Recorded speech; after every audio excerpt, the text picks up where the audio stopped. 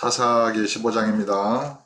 얼마 후 밀 거둘 때 삼손이 염소 새끼를 가지고 그의 아내에게로 찾아가서 이르되 내가 방에 들어가 내 아내를 보고자 하노라 하니 장인이 들어오지 못하게 하고 이르되 네가 그를 심히 미워하는 줄 알고 그를 내 친구에게 주었노라. 그의 동생이 그보다 더 아름답지 아니하냐. 청하노니 너는 그를 대신하여 동생을 아내로 맞이하라 하니.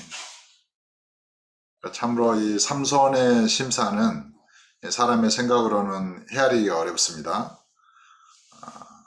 분명히 결혼식 잔치 때 수수께끼를 냈고 또 그 아내 될 사람의 그런 친구들이 30여 명이 이렇게 친구들이 되었고 그들이 협박하고 이런 것을 아마 계산했을 것으로 보여집니다.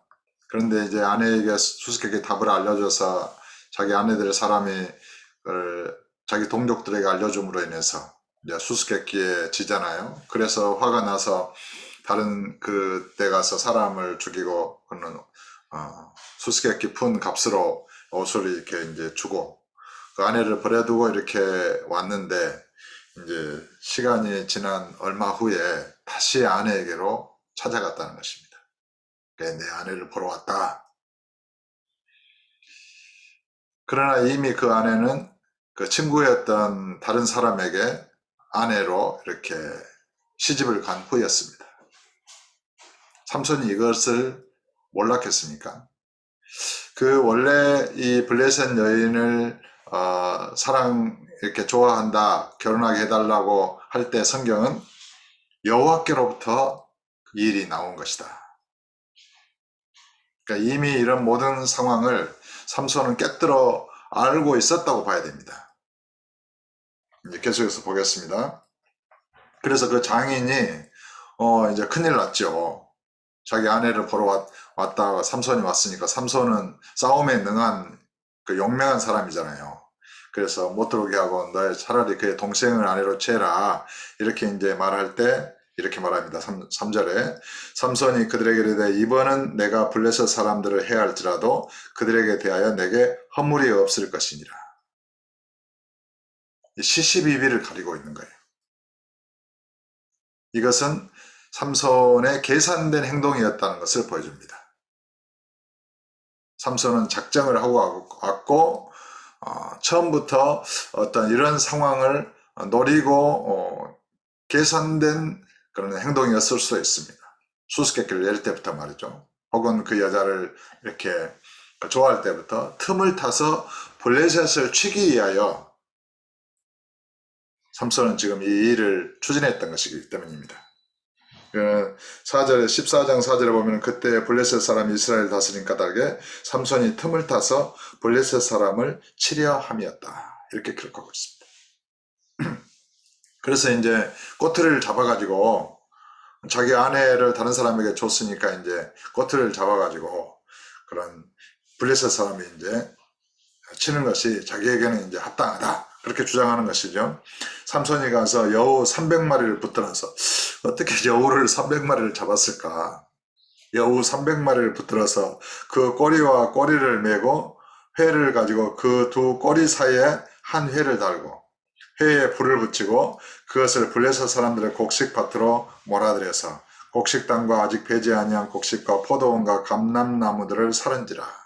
완전히 여우의 그런 꼬리를 이렇게 메어가지고 거기에 불을 달아가지고 여우들이 이제 뒤에서 불이 있으니까 도망갈 거 아니에요. 그래 밭으로 몰아가지고 완전히 그 블레셋 사람들의 밭을 불살라버린 거예요.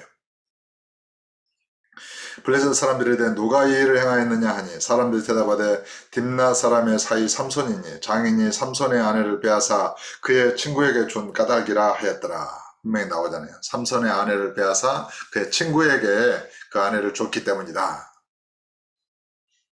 블레셋 사람들이 올라가서 그 여인과 그의 아버지를 불사르니라. 그래서 블레셋 사람들이 이 여인과 아버지를 불살라서 죽여버린 거예요. 그러니까 차라리 이 여인의 입장에서는 삼손을 처음부터 선택하고 삼손에게 처음부터 이러이러해서 저들이 나를 협박한다. 어떻게 하면 좋으냐.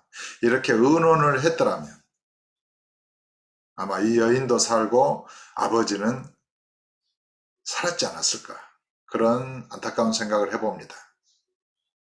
그러니까 이 여인의 마음이 자기의 동족을 떠나지 못한 거예요.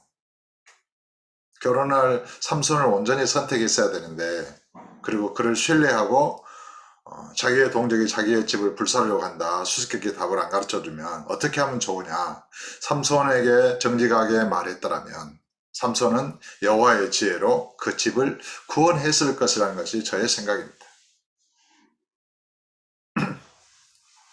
그러니까 뭐 이렇게 한국 사회도 고대에 보면은 그렇잖아요. 여인이 이렇게 자기의 동족을 배반하고, 어떻든 뭐 참 어려운 것 같습니다. 참 이 여인의 입장은 블레셋 여인으로서 참으로 이렇게 난감한 처지에 처했고, 결국에는 불사름을 당하는 비극적인 삶으로 끝나고 말았습니다. 7절에 삼손이 그들에게 이르되 너희가 이같이 행하였은즉 내가 너희에게 원수를 갚고야 말리라. 그러니까 삼손이 자기의 아내와 장인에게 그렇게 행했잖아요. 또 그것을 빌미로 이제 원수를 갚겠다는 거예요. 이 삼손의 마음. 그래가지고 블레셋 사람들의 정강이와 넓적다리를 크게 쳐서 죽이고 내려가서 에단 바이틈에 머물렀더라. 이에 블레셋 사람들이 올라와 유다의 진을 치고 레히에 가득한지라. 유다 사람들이 이르되 너희가 어찌하여 올라와서 우리를 치느냐. 그들이 대답하되 우리가 올라온 것은 삼손을 결박하여 그가 우리에게 행한 대로 그에게 행하려 함이로라 하는지라. 유다 사람 3,000명이 에단 바이틈에 내려가서 삼손에게 이르되 너는 블레셋 사람이 우리를 다스리는 줄을 알지 못하느냐. 내가 어찌하여 우리에게 이같이 행하였느냐 하니 삼손이 그들에게 이르되 그들이 내게 행한 대로 나도 그들에게 행하였노라 하니라. 그러니까 삼손은 자기는 잘못이 없다는 거예요. 그들이 먼저 악을 행했다는 거예요. 그들이 삼손에게 이르되 우리가 너를 결박하여 블레셋 사람의 손에 넘겨주려고 내려왔노라 하니 삼손이 그들에게 이르되 너희가 나를 치지 아니하겠다고 내게 맹세하라 하니. 그러니까 삼손은 자기의 동족, 자기를 잡으러 온 동족을 치기를 거절했던 것이죠. 그래서 내가 순순히 잡혀간다면 너희가 나를 죽이지 않겠느냐, 죽이지 않겠다고 맹세해라, 지금 이런 말이죠. 그래서 그들이 삼손에게 말하여 이르되 아니라 우리가 다만 너를 단단히 결박하여 그들의 손에 넘겨줄 뿐이요 우리가 결단코 너를 죽이지 아니하리라 하고 새 밧줄 둘로 결박하고 바위틈에서 그를 끌어내니라. 왜냐하면 삼손을 이렇게 이제 끌어내지 아니하면 유다 사람들이 이렇게 블레셋 사람들에게 죽임을 당하게 됐잖아요.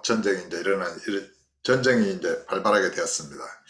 그래서 이제 유다 사람들은 삼손을 결박해서 블레셋 사람들에게 넘겨주려고 한 것입니다. 삼손이 레히의 이름에 블레셋 사람들이 그에게로 마주 나가며 소리 지를 때 여호와의 영이 삼손에게 갑자기 임하시며 그의 팔 위의 밧줄이 불탄 섬과 같이 그의 결박되었던 손에서 떨어진지라. 삼손이 나귀의 새 턱뼈를 보고 손을 내밀어 집어들고 그것으로 1,000명을 죽이고 이르되 나귀의 턱뼈로 한 더미 두 더미를 쌓았으며 나귀의 턱뼈로 내가 1,000명을 죽였도다 하니라. 그가 말을 마치고 턱뼈를 자기 손에서 내던지고 그것을 라맛 레이라 이름하였더라. 삼손이 심히 목이 말라 여호와께 부르짖어 이르되 주께서 주의 종의 손을 통하여 이 큰 구원을 베푸셨사오나 내가 이제 목말라 죽어서 할례받지 못한 자들의 손에 떨어지겠나이다 하니 하나님이 레이에서 한 우묵한 곳을 터뜨리시니 거기서 물이 나오는지라. 삼손이 그것을 마시고 정신이 회복되어 소생하니 그러므로 그 샘 이름을 에낙고레라 불렀으며 부르짖는 자의 샘이란 뜻입니다. 에낙고레. 그 샘이 오늘까지 레이에 있더라. 블레셋 사람의 때에 삼손이 이스라엘의 사사로 20년 동안 지냈더라. 그러니까 삼손의 계략대로 블레셋 사람을 이렇게 틈을 타서 치고자 하는 삼손의 계략은 성공하고 있습니다. 그리고 삼손이 이스라엘의 사사로 20년 동안 이렇게 지냈다는 것입니다. 여기에서 이 블레셋 여인의 삼손과 결혼하게 된 블레셋 여인, 그리고 자기의 동족에게 불사름을 당할 것이라는 협박을 받고 삼손을 배반하고 수수께끼 답을 알려줬던 여인, 그리고 그런 결국에는 삼손과 일로 말미암아 자기의 동족들에게 불사름을 당한 이 여인, 그리고 그 아버지. 우리는 언제나 예수님 편에 서야 합니다. 예수님이 우리의 신랑입니다. 우리를 이 블레셋 여인의 처지와 같다 합시다. 그러니까 우리가 주님을 배반하고 이 세상을 따라간다면 우리는 이 여인처럼, 이 여인의 집처럼 이 세상의 마귀로부터 불사름을 당하고야 말 것입니다. 그러니까 모든 일에 주님과 의논하고 항상 주님의 편에 서야 하는 것입니다. 주님과 한 마음으로 이 세상과 싸워 이겨야 하는 것입니다. 이 세상은 저와 여러분을 구원할 수 없습니다. 이 세상이 멸망을 당할 때에 오직 저와 여러분을 구원하실 분은 우리 구원의 주 예수 그리스도 뿐입니다. 그러니까 저와 여러분은 언제나 성령을 따라서 행하고 주님과 함께 모든 일을 의논하고 예수 이름으로 행하여 이 세상과 죄와 마귀를 이기는 승리의 삶을 살아야 될 줄로 믿습니다. 오늘도 예수 이름으로 승리합시다.